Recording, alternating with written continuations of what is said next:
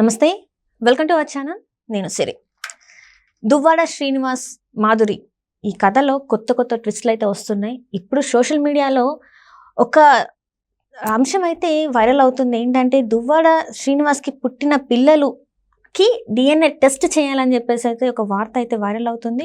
అసలు ఎందుకు దువ్వాడ శ్రీనివాస్ ఇది పెట్టారు, ఏంటి అసలు డిఎన్ఏ టెస్ట్కి ఎందుకు కోరుకుంటున్నారు అని చెప్పేసి కొన్ని అయితే ప్రశ్నలు లేవనెత్తున్నారు సోషల్ మీడియాలో.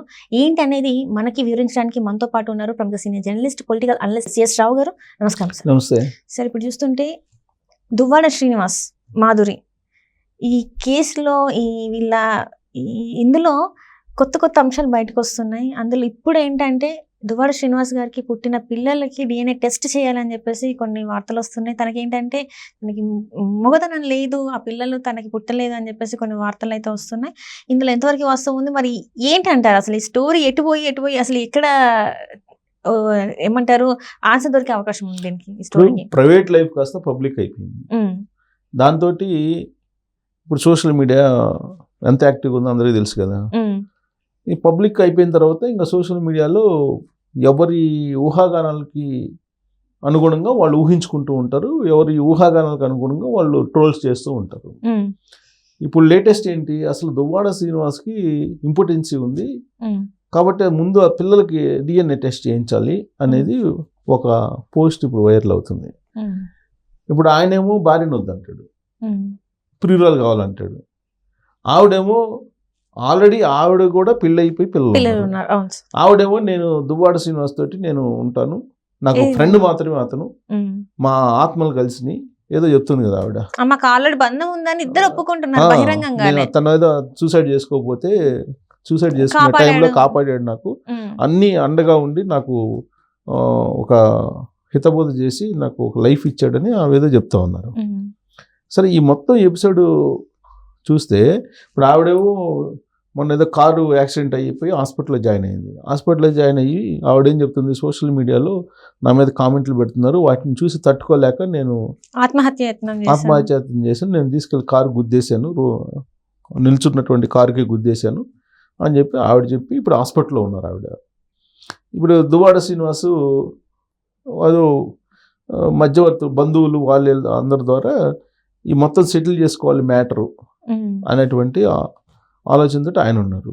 పిల్లలేమో మాకు మా డాడీ దగ్గర ఉండాలి మేము అని చెప్పి వాళ్ళు అంటున్నారు పిల్లలు.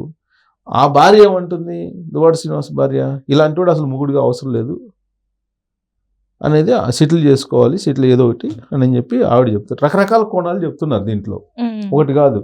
ఈ మొత్తం గత 3 రోజుల నుంచి సోషల్ మీడియాలో, మెయిన్ మీడియాలో ఒక సీరియల్ మాదిరిగా నడుస్తుంది, అంతులేని కథలాగా నడుస్తుంది. దీనికి లాజికల్ కంక్లూషన్ ఏంటి అనేది అర్థం కావట్లేదు.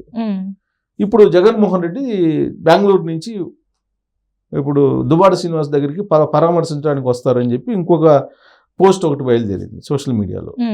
ఎందుకంటే శవాలు కనిపించినా గొడవలు కనిపించినా ఇమీడియట్గా జగన్మోహన్ రెడ్డి వస్తాడు కాబట్టి ఇప్పుడు జగన్మోహన్ రెడ్డి వస్తాడు, రాష్ట్రంలో రూల్ ఆఫ్ లా లేదు, సో కాబట్టి జగన్మోహన్ రెడ్డి వచ్చి దువ్వాడ శ్రీనివాస్కి అండగా ఉంటాడు అనేది ఇంకొక సోషల్ మీడియాలో వస్తున్నటువంటి పోస్ట్. ఏది జగన్మోహన్ రెడ్డి వస్తాడా అని చెప్పి. సో వీటన్నిటికీ తెలుగుదేశం పార్టీ కారణం, ఇది ఇళ్లలో గొడవలకు కూడా, అది కూడా YSR Congress party illegal contacts కూడా తెలుగుదేశం పార్టీ కారణం అన్నట్టుగా సోషల్ మీడియాలో ఒకటి సెటరిక్గా పోస్ట్ చేసి, జగన్మోహన్ రెడ్డి గతంలో ఓదార్పు యాత్రలాగా ఇప్పుడు ప్రేమయాత్ర చేస్తాడు, ప్రేమయాత్ర చేసి విజయసాయి రెడ్డిని పలకరించి ఆ తర్వాత శాంతి దగ్గరికి వెళ్ళి, శాంతి దగ్గర నుంచి మదన్ మోహన్ దగ్గరికి వెళ్ళి, మదన్ మోహన్ దగ్గర నుంచి దువ్వాడ శ్రీనివాస్ దగ్గరికి వెళ్ళి, దువ్వాడ శ్రీనివాస్ దగ్గర నుంచి మాధురి దగ్గరికి వెళ్ళి, మాధురి దగ్గర నుంచి వాణి దగ్గరికి వస్తారు. ఆ తర్వాత ఇంకొక ఎపిసోడ్ రెడీగా ఉంది ద్వారంపూడి చంద్రశేఖర్ రెడ్డిది, అక్కడికి వస్తాడు. అక్కడికి వచ్చిన తర్వాత నెక్స్ట్ ఎక్కడికి వెళ్తాడంటే ద్వారంపూడి చంద్రశేఖర్ రెడ్డి ఒక ఆమెకి కడుపు చేశాడు, బాబు పుట్టాడని చెప్పి మనం చెప్పడం కాదు, జనసేన లీడరు ఆయన చెప్పడం జరిగింది. జనసేన లీడరే అనౌన్స్ చేశాడు కదా బయట పెడతానని. ఇప్పుడు ఆవిడ కూడా భయపడుతున్నారంటే ఏమన్నా చేస్తారేమోనని, అందుకని చెప్పి మేము అండగా ఉంటామని చెప్పి జనసేన వాళ్ళు చెబుతున్నారు. సో ఇవన్నీ ఈయన ఒక ప్రేమయాత్ర ఒకటి పెట్టబోతున్నారు. ప్రేమయాత్ర అనాలా దాన్ని అక్రమ సంబంధాల యాత్ర అని చెప్పి అనుకోవాలి. మొత్తం మీద ఒక యాత్ర చేస్తున్నాడు, యాత్రకి రెడీ అవుతున్నాడు జగన్మోహన్ రెడ్డి అనేది ఇప్పుడు సోషల్ మీడియాలో జగన్మోహన్ రెడ్డి మీద పెడుతున్నటువంటి పోస్టులు. సో అసలు జగన్మోహన్ రెడ్డి యలహంక ప్యాలెస్ బెంగళూరులో 2009కి ముందు ఏం చేశాడు, ఆ తర్వాత రాజశేఖర రెడ్డి చనిపోయిన తర్వాత ఆయన ఏం చేశాడు, ఇవన్నీ అందరికీ తెలిసినటువంటి అంశాలే. అసలు ఆయన ప్యాలెస్లోనే అప్పుడు రకరకాల అనుమానాలు, రకరకాల గాసిప్స్ వచ్చాయి ఆయన మీద. అక్కడి నుంచి బయలుదేరినటువంటి ఆ గాసిప్స్ కాస్త ఇప్పుడు వాళ్ళ అనుచరులు ఎవరైతే ఉన్నారో వాళ్ళే నిజం అనిపిస్తుంది. ఇప్పుడు ఉత్తరాంధ్రలో అంతకుముందు ఆయన ఎవరో మినిస్టర్ ఉండేవాడు, మాజీ మంత్రి, ఇప్పుడు మాజీ మంత్రి, ఆయనేమో ఎవరికి ఫోన్ చేసి గంట చాలు వచ్చేసి అని చెప్పి ఆయన అన్నాడు. అంటే వైసీపీ ఆ పార్టీ మొత్తంలో చూసుకుంటే ఒక రకంగా ఇలాంటి వాళ్ళే బయటకు వస్తున్నారు. మొత్తం కూడా ఎంతమంది ఉన్నారో మంత్రులే కావచ్చు, ఎమ్మెల్సీల దగ్గర నుంచి చూసుకుంటే అన్ని ఇలాంటి భాగవతాలే బయటకు వస్తున్నాయి. ఎక్కడ కూడా రాష్ట్రం గురించి మాట్లాడిన దాఖలాలు లేవు, రాష్ట్రానికి ఇది చేయాలని పోరాటం చేసిన వాళ్ళు లేరు, ఏం లేరు. వాళ్ళ స్వలాభం కోసం వాళ్ళ ప్రైవేట్ లైఫ్ ఇప్పుడు బహిర్గతం అయిపోతుంది మొత్తం. అందుకే పబ్లిక్ అధికారం ఇచ్చేటప్పుడు అన్ని ఆలోచించేవాలి. అమ్మ ఒక మద్యం చేశాను, నా ఒక 500 రూపాయలు డబ్బులు ఇస్తే ఎవరికి పడితే వాళ్ళు కోటేస్తే ఇంతే ఉంటుంది. ఇప్పుడు 5 సంవత్సరాల్లో మనం చూసింది ఏంది, వీళ్ళ మొత్తం భాగవతాలు ఒక్కొక్కటి బయటకు వస్తున్నాయి కదా. బయటికి రాని చాలా ఉన్నాయి. ఇప్పుడు ఆల్రెడీ తెలుగుదేశం పార్టీ దగ్గరికి వచ్చి కంప్లైంట్స్ చేస్తున్నటువంటి వాళ్ళు చాలా మంది ఉన్నారు. ఇంకా బయట రావాల్సినవి ఉన్నాయి చాలా. ఇప్పుడు విజయసాయి రెడ్డి ఉత్తరాంధ్ర ఇన్ఛార్జ్గా ఉన్నప్పుడు వైజాగ్లో ఏం చేశారనేది అప్పుడు కథలుగా వచ్చాయి కదా.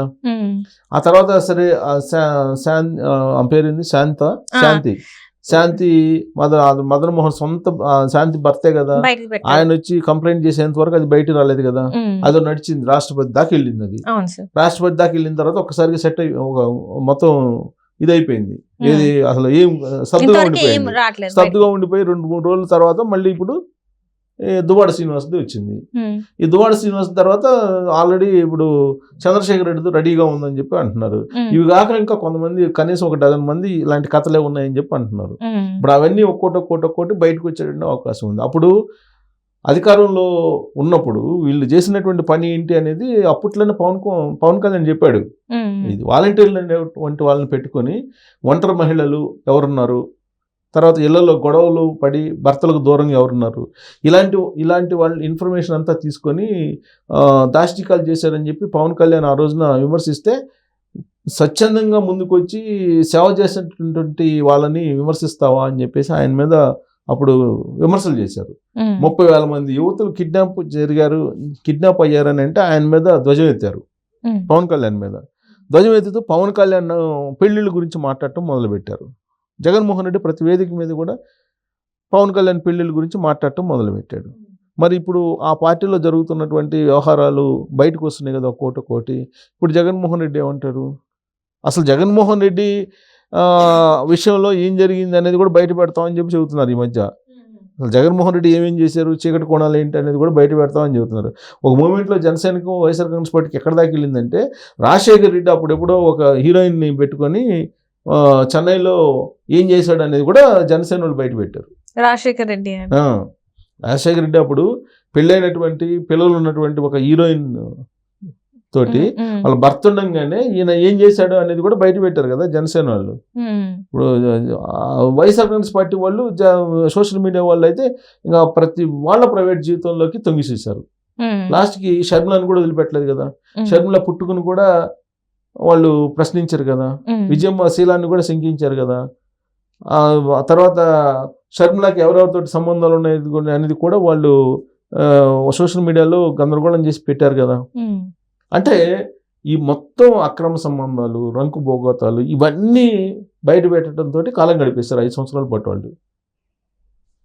అది అంటే ఓటేసేటప్పుడు కానీ లేదంటే ఒక నాయకుడికి అధికారం ఇచ్చేటప్పుడు కానీ పబ్లిక్ ఆలోచించుకోవాలి. 5 సంవత్సరాల పాటు ముఖ్యమంత్రిగా జగన్మోహన్ రెడ్డికి అవకాశం ఇస్తే ఆంధ్రప్రదేశ్ ప్రజలు ఆయన చేసింది ఏంటి అనే ప్రశ్న వేసుకుంటే ఇంకోసారి ఆయనకు ఓటు వేయకూడదు. ఓటు వేయకుండా ఆలోచించాలి. ఇప్పుడు మొత్తం ఈ అంశాలన్నీ బయటకు వస్తున్నాయి కదా. దీంట్లో మళ్ళీ డ్రగ్స్ రావాలి, తర్వాత ఈ మద్యం కుంభకోణం రావాలి, కేసులు చాలా ఉన్నాయి. ఆ కేసులకు సంబంధించి రేప్ కేసులు చాలా ఉన్నాయి. ఇవన్నీ అక్రమ సంబంధాలు బయటకు వస్తున్నాయి. అసలు అది చూస్తే దువ్వాడ శ్రీనివాస్ ఎపిసోడ్ చూసిన తర్వాత జగన్మోహన్ రెడ్డి మరి వాళ్ళని ఇంతవరకు సస్పెండ్ చేయాలి, పార్టీని సస్పెండ్ చేయాలి కదా, అట్లీస్ట్ సస్పెండ్ చేయలేదంటే అర్థం ఏంటి? సమర్థిస్తున్నట్టే, వెనకేసుకొస్తున్నట్టే కదా. అందుకే ఆయన ఒక యాత్ర పెడతాడు త్వరలో, అక్రమ సంబంధాల యాత్రను లేదా ప్రేమ యాత్రను అని పెట్టి వీళ్ళందరినీ పరామర్శించడానికి వస్తాడు. గతంలో ఓదార్పు యాత్ర పెట్టాడు, ఆ తర్వాత ఈ మధ్య ఏదో శవాల యాత్ర పెట్టాడు. రేపటి నుంచి ప్రేమ యాత్ర, అక్రమ సంబంధాల యాత్ర పెట్టడానికి బెంగళూరు నుంచి వస్తాడని అంటున్నారు. కనీసం పార్టీ నుంచి సస్పెండ్ చేసి ఒక సందేశం ఇవ్వాలి కదా ఆయన. కనీసం పార్టీ నుంచి సస్పెండ్ చేయకపోగా ఒక షోకాజ్ నోటీస్ అన్న పంపించాలి కదా. ఏంటి గొడవ ఏంటి ఇదంతా అని పట్టించుకోవట్లేదంటే అర్థమైంది. పైగా వాళ్ళు చెప్తున్నారు కదా, జగన్మోహన్ రెడ్డికి ఆల్రెడీ ఎన్నికల ముందే చెప్పాం మేము అని చెప్పి ఆయన భార్య చెబుతుంది. చెప్పినప్పుడు అంటే అట్లీస్ట్ పిలిచి మాట్లాడాలి కదా, పిలిచి మాట్లాడే పరిస్థితి లేదు. తర్వాత అసలు ఒంటరి మహిళల్ని చేసి కొంతమంది మహిళల్ని అధికారాన్ని లేదా డబ్బును ఉపయోగించుకొని వాళ్ళని వల్ల వేసుకొని వాళ్ళ కడుపులు చేస్తుంటే మరి ఇంకా ఇవన్నీ భాగవతాలు బయటకు వస్తున్నాయి కదా.